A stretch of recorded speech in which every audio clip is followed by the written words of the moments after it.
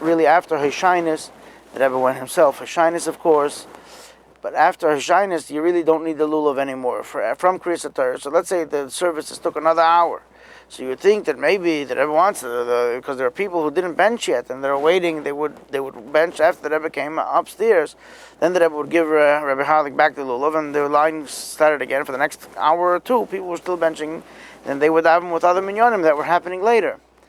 So if you want to ask, you'd think that this is something maybe the Rebbe would not. I mean, I don't want to speculate. I want to point this out because it says in Sforim, and it's also brought in Chassidus, that when the Jews walk with their lulav up on Sukkot, so it says, Anan Etzuchai or Didan Notzach, it shows that we were victorious. It's like the soldiers going in a parade with their swords drawn after they come back victorious from a war. And that's what it says in the Medrash. The Medrash, and the Chassidus brings it. And maybe the Rebbe always walked out of the davening with the lulav like that. So I don't know if that's connected, but it's always something that I always thought about, because the Rebbe would be somebody who would really want to give maybe the lulav, and you see he let somebody bring it to the middle. So this is just a point that I wanted to raise for thought. Then in the earlier years, the Rebbe would farbring the second day of Sukkot till around 1968, when somebody it was so packed in the Sukkah, fell down, benches fell down, person broke the foot, something like that. So that stopped. Nevertheless, in 1973, there was, during the Yom Kippur War, farbrengen without mashker or anything inside 770. And Shabbos Chol HaMoed used to be a farbrengen, but again, that stopped. But one thing there was, every single night, there was a sicha, and people went out. The Rebbe wanted also Simchas Beis Sheva, that people should dance the whole night. So, more or less, the Rebbe took, we don't sleep in the sukkah, but the Rebbe made sure we shouldn't sleep out of the sukkah either. Because you have to be up a whole night, then you have to be learning Chassidus, then you have to daven, then you have to go mivtzoyim, and then the whole thing started over again. So there was just a little bit of nap time, like the Rebbe once mentioned, more than once on a sicha, that it says, by Simchas Beis Sheva, the Beis HaMikdash, they used to nap on each other's shoulders during the Simchas Beis Sheva. But this is how it went through the whole.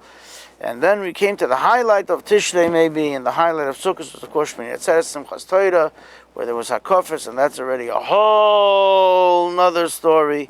Really something that's really very hard to describe, because it makes any Hakofis that anyone experiences in any place, in any shul, look like a pre-kindergarten near, a PhD in Harvard or something like that. It's just a whole different degree. But briefly, the whole 770 was set up almost like an arena, if you will. And the first night there was Ma'ariv, and then there was at the Zman. Then there was about an hour break for people to go home and make Kiddush, and Hakofah started about 9 o'clock. And on the second night, I'm going to skip back and forth here just for a few moments. The second night, there was the second day, in other words, the day of Shmini Atzeres, there was something called Talucha, where the Rebbe, everyone would leave to walk to shuls all over Brooklyn, and for that matter Manhattan, and all over New York. And the Rebbe would come to Ma'ariv anyway at 9 o'clock. Most people daven Ma'ariv when the shuls where they were for their kofis. And the Rebbe would have a farbrengen. The Rebbe would farbreng till about 12:30, and people would arrive back in the middle of that farbrengen any time between 10 and 12, depending on how far you went and how long you stayed in the shul. We used to usually leave after the third or fourth hakafah from those shuls. We used to dance and make freilich in the shuls. That's what the Rebbe wanted. And then we would start walking back from Flatbush or whatever it is. It takes an hour or two, whatever it took. And always by the farbrengen in Simchas Torah, there was always something special, and every farbrengen, of course, is special. But just to mention a few from the years of the Mems, one year how the Rebbe said that you could say Yivarech Hashem Yishmerecha, every Jew is like a kohen, give Birchas Kohenim, and after the farbrengen, everyone was giving Birchas Kohenim. Tav Shem Vav, if I remember correctly, the Rebbe spoke about you have to empty everything out and give everything you have, and you have to finish everything and turn it. He drank down his cup, and he turned over his cup. And I remember coming back, and you couldn't get your regular place, but all I was able to see was the Rebbe's hand and his whole outstretched hand and his upside-down becher, and he was leading the singing, holding his upside-down becher. But I could only see from the Rebbe's hand and forward. And it was blocked. The hand I was able to see. And always all kinds of special things. I remember one year that Rebbe was crying and saying a sicha about Moshe Rabbeinu, that the whole thing that the Torah could say in his obituary at the end, everything that Moshe did, L'hine Kol Yisrael. Rashi says there in the end that Moshe Rabbeinu broke the luchas and therefore saved the Jews. And it says that Yasher Koicha Chasha Shibarta. That's what saved the Jews. He broke the luchas. The Rebbe was crying, and so he gave up everything that he was standing for to save just another Jew, etc. The lesson is that we have to do everything that we can in our power to save a Yid materially and spiritually. So these are all things that happened to Simchas Torah. And also the Rebbe, for the most part, usually took out his siddur and opened up his siddur, and he explained there are 17 psukim in Atar Reisa, and he would give a lesson and speak about each pasuk and what it's about, and these are all things that are printed. But the hakafas themselves, it's not something you could really do briefly, but just a few pointers. And both nights they were similar, although sometimes it was stronger on the first and the second night, but the procedure was more or less the same. After that, Farbrengen, the Rebbe would go out, and for the next half hour, 45 minutes, they rearranged 770 from Farbrengen to hakafas.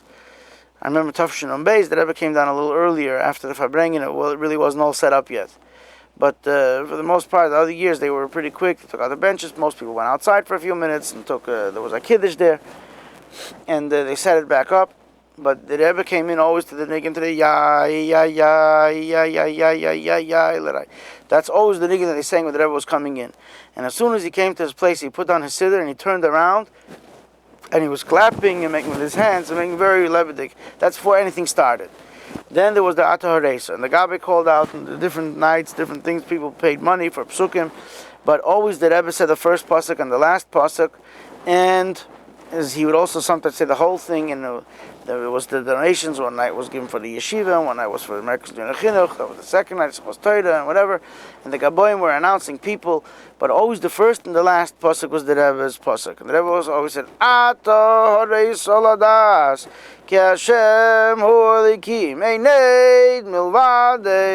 That's the tune how the Rebbe said it.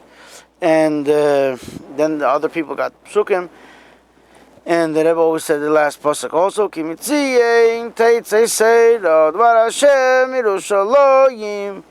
And then the Olam would say it, and then the Rebbe would turn around. He would always, while he was clapping with his hands very outstretched, he would start, ay, ay, ay. Usually that was the first niggin. After the first Atar Reisa, and again he made very freilach to all sides and various amounts of time, but it was the Rebbe was in the front of the shul on an upraised platform. The last 3 years it was a very high platform, almost by the ceiling. But the earlier years wasn't that high, but it was still high enough that everyone saw him from all over. And then after the second Atar Reisa, the Rebbe always turned around at the same time, and he used to start, oh, paratzta yom. That's how he started the niggin, paratzta. And then the third niggin was always, ay, ay, ay, ay, ay, ay, hey. This was after that. Then when he went to Zakaf till Tafshim Memches, the second night, he'd go to the middle. It was really not the floor level, because it was really up about a foot. And every year they used to smuggle in a couple more pieces of plywood so that where he was moving back off in the middle was a little higher and higher. But the second night, meaning Simchas Torah Tavshim Memches, I think they asked, but I'm not even sure, but they made the regular bima of Kriyas HaTorah, they put into the middle where it was. It used to be almost like on the floor, but they made it a much higher platform. And that was the first year. Let's just go back a little bit. The Rebbe used to dance the first hakafa and the last hakafa the Rebbe was honored with, together with several other people. But what they would do is they would walk from the front of the shul to the middle of the shul. Then all the other people who had a hakafa would sit down. There was like a table. It was called the ches, because it was in the shape of a ches around the bima. And those people who had the Torah would sort of sit down with the Torah around there, so they wouldn't be blocking. And the Rebbe himself had a little Torah, and his brother-in-law was called Rashag, Rabbi Garari, he had the other Torah, and the Rebbe would pick up his right hand and put it over his brother-in-law's right shoulder, and he picked up his right hand and put it over the Rebbe's right shoulder, and they used to hold the Torah in their left hand, and they used to dance clockwise, and they would go around in the circle like that, and as soon as the Rebbe's hand was touching, their hands were touching, the rebbe started, and everyone started. Ay, ay, ay, ay, ay, ay, ay, ay, ay, ay, ay, ay. That was the niggin that they sang always when the rebbe was dancing with his brother-in-law. And then that hakafa lasted a minute, 2 minutes, 3 minutes, and also Dr. Ira Weiss was always there in the years that we remember.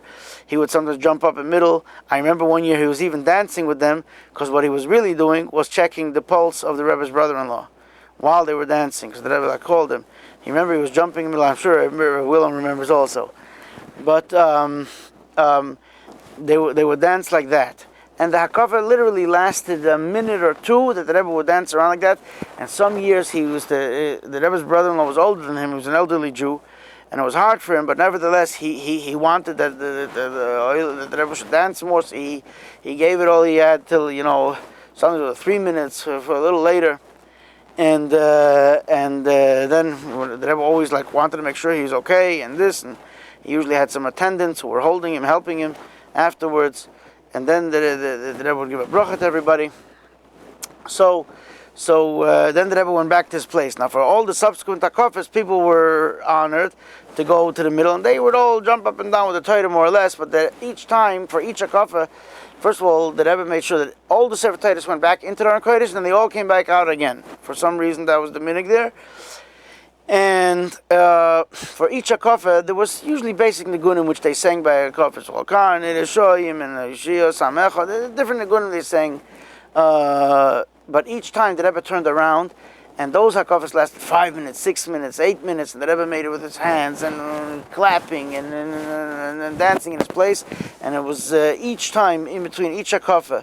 So the whole hakafas always lasted about 2 hours. The whole thing from beginning to end. Again, the Rebbe went for the seventh hakafa. The Rebbe went back to the middle and did the same dancing again. Now, Tov Shemem Ches, his brother-in-law didn't feel well. They brought him down, but they brought him out. He left before hakafa started. That was the bottom line. So, therefore, when the Rebbe went to hakafa, the Rebbe did not dance with his brother-in-law for the first time and Tov Shemem Aleph he also didn't. Then he danced with the children were there, but all those other years in between, he was always dancing with his brother. Now he wasn't dancing with anybody. The Rebbe held the Sefer Torah with both hands, and for 15 minutes he was dancing in the middle, turning again clockwise, and making with the Torah through it, and then going like this, and shaking it up and down, and back and forth, and with his head, and it was a simcha that I don't think ever happened before it or after it. It had never happened before like that. And literally, when I say 15 minutes, I mean 15 minutes on the clock. So, whereas hakafas used to be, when the Rebbe himself had his hakafah, a minute or 2 or 3 or 4, and it was 5, it was very long. Here it was literally 15 minutes, and the Rebbe was jumping up and down. His feet were off the floor. You could see. It was unbelievable. And after that hakafas, it was like a whole new. We thought this year is called Tismach. It was Hakel, and it was Tov Shemem Ches. It was called Tismach, and it was a whole new Tismach. And I also remember the cloud. I remember the cloud of condensation that was going up then, also from the extra, I guess, body heat from everyone dancing. And the next night, by the hakafas, the second night. So that was the first time that they actually put up a bima. They took the bima without the piece for laying the Torah. So it was just the fence was there, but they made it, and then the Rebbe did the same thing the second night, also 15 minutes each hakafa, first hakafa and last hakafa, and then everyone saw his feet, because the first night only people who were close enough were able to see the feet. You could only see from the Rebbe from the middle of his body and up.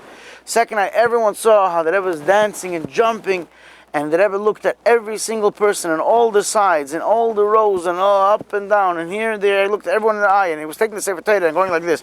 He was like thrusting the Torah forward, like giving you the Torah. And while he was dancing, and imagine, and here's the other thing was, that the second niggin, they didn't sing, they sang, the Rebbe started, hey! And then for the Rebbe's hakafah, they started singing his father's hakafah's niggin, which was a huge pella, a whole nayas, a whole new thing. And this is what happened now. So from then on, that's how the hakafas were. But in Tov Shemem Tes, Nun, Alf, Nun Beis, it was that type of hakafas, but it never was again like it was in Tov Shemem Ches. That was the peak, if you were to say, of how the hakafas were. It was hakel, and it was very, very special. And and the Rebbe, after the hakafis, the Rebbe would go upstairs. So the first night, like I said, started at around 9 or 9:15 and ended at 11, 11:15, 11:30. The second night, hakafis would start always between 1 and 1:15, and it ended between 3 and 3:15. And then the oilam stayed a whole night in 770, and then till 7, 8 o'clock in the morning. And in the earlier years, till Tafshin Chav, through Tafshin Chav Dalet, the Rebbe used to come back at about 5 o'clock in the morning, teach a niggin then, very famous, not that we remember, but we know about it. The last year in Tafshin Chav Dalet, the Rebbe taught two nigunim, taught Kiyano Amecha and Hu Elekenu, and he said, for whatever reason, and then his mother passed away the next year, and he stopped that minhag. But Simchas Torah by day was also a very special time, special hakafis with the talis. And then, I want to point this out because I think it's important for people to know. And again, there was Ataresa. This hakafis starts in the middle of the davening, so sometimes the Rebbe, people would make kiddush, a few people, not a lot, but a few people made like a little kiddush there. The Rebbe had some people make kiddush in the middle. The Rebbe told like some people at mashke to give someone else to say l'chaim and make kiddush. It was just like they had, let's say, a bottle of mashke and a box of tent, and very contained, very orderly, so to speak. And it was only a chiddush school, a few people. It wasn't, a big thing. But by the hakafis, first of all, they said 3 times at haresa, and the Rebbe would say one of them the whole thing, and then the Rebbe, by both nights. Like I said, the Rebbe got the first hakafa and the last hakafa. So when he would get the hakafa, he would take the Sefer Torah and walk to the bima. Then he would say all of the hakafa when he walked around 1/2 a time, from the front, or you can call it the back of the bima, till it's the front of the bima to the back of the bima. Then he would give his siddur to somebody to hold. He had already finished saying the whole thing then. Actually, he gave it to Rabbi Leibel to hold the Rebbe's siddur during his hakafa. I don't know how he got that schus, but he had that schus. The Rebbe would give him the siddur and he would hold it. And then the Rebbe would be dancing with the Torah. Then after the hakafa finished, the Rebbe got back his siddur and he walked one more time, 1/2 a time around the bima, so then it was a full hakafa. And then he walked back to the front of the shul. He did not walk 7 hakafas at the night. He just said, when other people got the hakafa, he said what it says in the siddur. And other people went. So it's not like you see by different people, they think they have to take a Sefer Torah and walk around 7 times every time. The Rebbe didn't do that. Whatever people do it, they could do it, but the Rebbe did not do it, and publicly he did not do that. He only went the first hakafa, and he went the 7th hakafa. That was, he was honored again. And that's it. And he stood by his place the rest of the time. This was at night, both nights. By day, on the other hand, he did take the siddur, and since it's minhag Chabad to only go 3.5, the Rebbe did walk around 3.5 times. So it started he started when he got to the edge of the bima, and he went around 1, 2, 3, and each time he said 2 of the hakafas, and then he danced.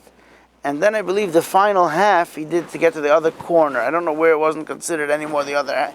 He went to the corner to finish the 7th one, then when he danced. So that when he went back with the Sefer Torah, it was already after the hakafas. He went around himself 3.5 times. And then he danced all those other years like he did at night with the Rashag. And when the Rashag wasn't there, he danced himself again with the Sefer Torah and the Talis. It was something to see. And then the Rebbe got...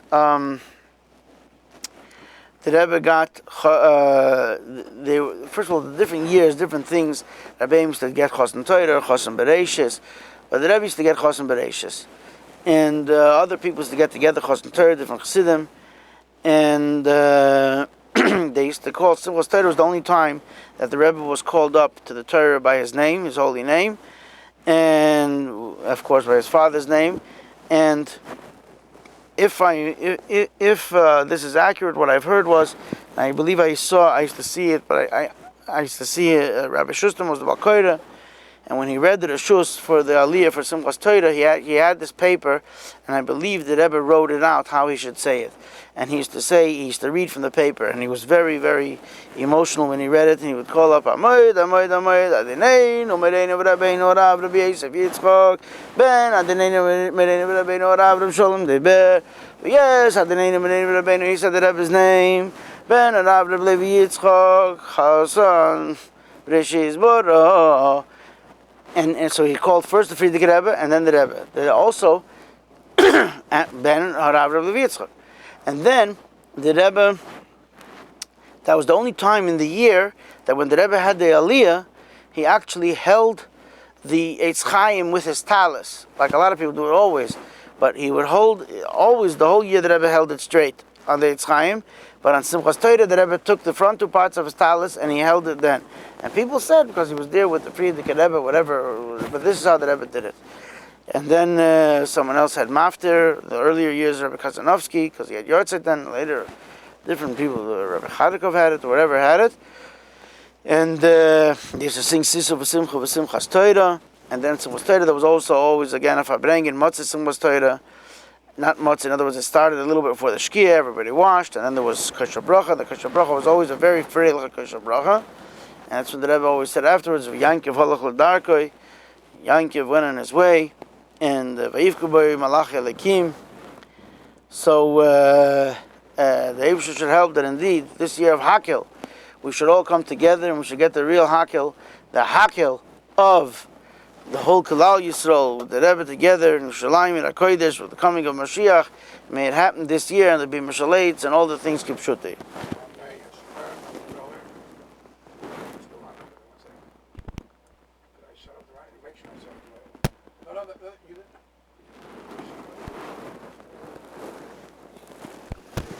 Chaim.